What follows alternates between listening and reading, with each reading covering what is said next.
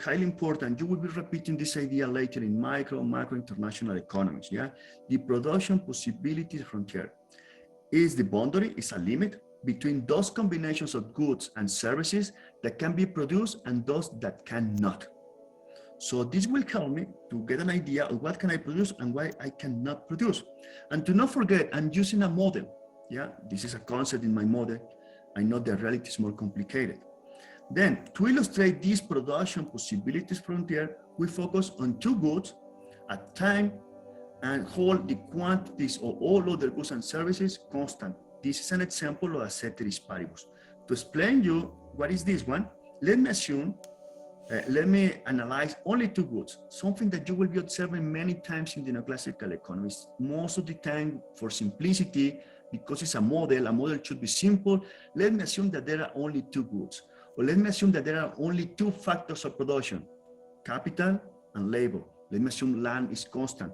Don't talk about inputs, yeah? Well, here in the example, let me assume there are only two goods, and I can produce these two goods, yeah? And let me assume that all the other goods are constant, and therefore I can remove that from my analysis. Let me use this ceteris paribus. Well, if that is the case, and I can produce only pizzas or a cola, yeah? Here is the millions of cans that I can produce of cola, and here is the millions of pizzas I can produce. So I have here my pizzas production and my cola production given my factors of production and my technology. And I can tell you with my factors of production, what can I produce? Well, in the first situation, in the point A here, with my factors of production and my technology, when my decision is produce 0 pizzas, I will be able to produce 15 millions of cans. And therefore in this point, yes. Now, point B. Well, in the point B, now I'm deciding with my factors of production and my technology, whatever is that, guys, doesn't matter. Yeah, whatever is my factor of production, whatever is my technology, I'm deciding now to produce 1 million pizzas.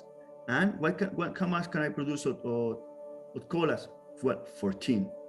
Yeah, and you are in this point. This means that you are producing 14 colas and 1 million of pizzas, and so on. Yeah, you go to the point F, and then by contrast, I decide and produce 0 sodas. And 5 millions of pizzas, and I in this point. Well, this concept is highly important because this blue line is my production possibilities frontier. Given my resources, given my inputs, given my factors of production, for simplicity, let me assume that I had only capital and labor to produce pizzas or cola. When I combine in my process of production these factors of production, I'm able to do something like this. Do not forget, don't try to apply this for your company. Actually, what is important from here is the reasoning, the thinking. You can do it, yeah? Actually, we had accounting and we can try to get this kind of numbers for your company. But that is not the intention of the model.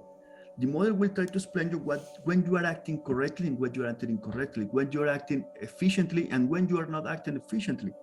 Well, given my resources, I can find these kind of lines, and this is the boundary, this is my limit, this is my production possibilities frontier. And what I know from this one, well, impossible for me to be producing, for instance, in these points, to be producing 10 sodas, 10 million sodas and 4 million pizzas. I cannot be producing here. Why not? Because with your factors of production and your technology, this is impossible for you. But more problematic than this, you should not be producing in a point like this one. Yeah, because with your factors of production and with your technology, you should be able to be producing always on this line. Why to be producing here in this point C? Why to produce 5 millions of colas and why to produce 3 millions of pizzas and to be here? You are not using your resources and your technology efficiently if you are doing something like this. Because to be producing efficiently, you should be on this line. Because this is the limit of what you can be doing with your factors of production. And do not forget, it's just a model, it's an example. Then later, in your company, for instance, you should be analyzing what you are doing with your factors of production. When what a machine is not working, yeah, my workers actually are producing what they should be producing, given your capability, their skills, capabilities, and so on. This is the kind of reasoning that then later should be different for you. For you, in the models that we're studying later here in economics, it's very important to don't forget this production possibilities frontier. This line is telling me what is possible, what is not possible, and telling me that I should be producing here, because when you are producing here, you are producing efficiently. Then, this I mentioned, the efficiency also, this is something I mentioned. Here, the opportunity cost, guys, yeah? Any point inside the frontier, such C, this one, is inefficient. At such a point, it's possible to produce more of one good without producing less of the other good. Remember we mentioned that definition before about what means efficiency? At C, resources are either unemployed or misallocated, so you are doing something incorrect. Every choice along the production possibility frontier involves a trade-off, un intercambio. Every point here, actually, you are deciding more of this one or less of this one or vice versa. Each of these points are telling you, when I'm moving from the left to the right, actually each of these points, and there are many points to the infinitum, it's a continuous on this line.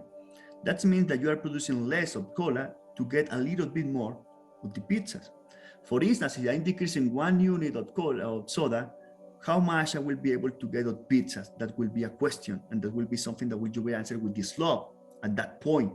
And that is an opportunity cost. If I'm not producing one soda, how much I will be able to get of pizza? Well, on this production possibilities frontier, we must give up some cola to get some more pizza, or we must give up some pizzas to get more cola. That is what the frontier is telling us. As we move down along the production possibilities frontier, we produce more pizzas, but the quantity of cola we can produce decreases. The opportunity cost of pizza is the cola forgone.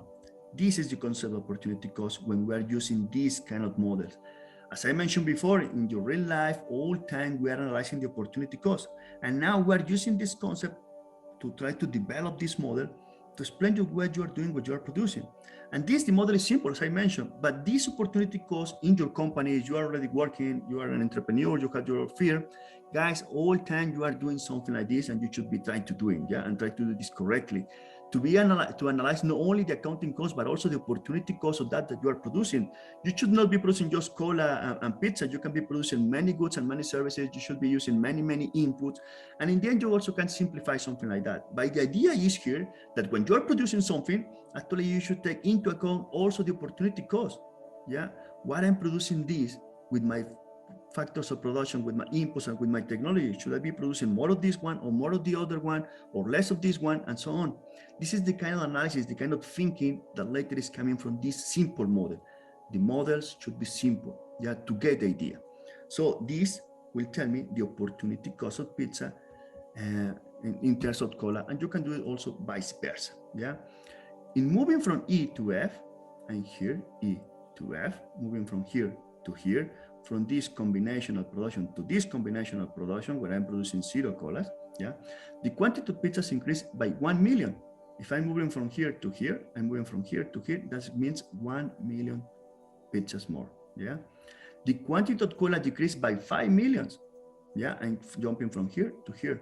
So my opportunity cost to be producing 1 million pizzas equals these 5 millions of sodas that I'm not producing in this point. And actually that is also a slope. You can put a line here, a tangent line here. You can estimate the slope of this line, and you will see that that is the opportunity cost. It's telling you that, the opportunity cost of the fed 1 million pizzas is 5 million cans of cola. One of these pizzas costs 5 cans of cola. What is the relative price? I don't care about money now. The price of producing these million pizzas equals 5 million sodas. That is a relative price. I'm not talking about money, and I'm using the concept of the opportunity cost. Why is the price? The price because it's my best alternative that I'm rejecting. To making this decision to produce to this point pizzas, jumping from this point to this point, then the opportunity cost of this million is this 5 millions of sodas, and that is my opportunity cost. That will be the slope at that point in this curve.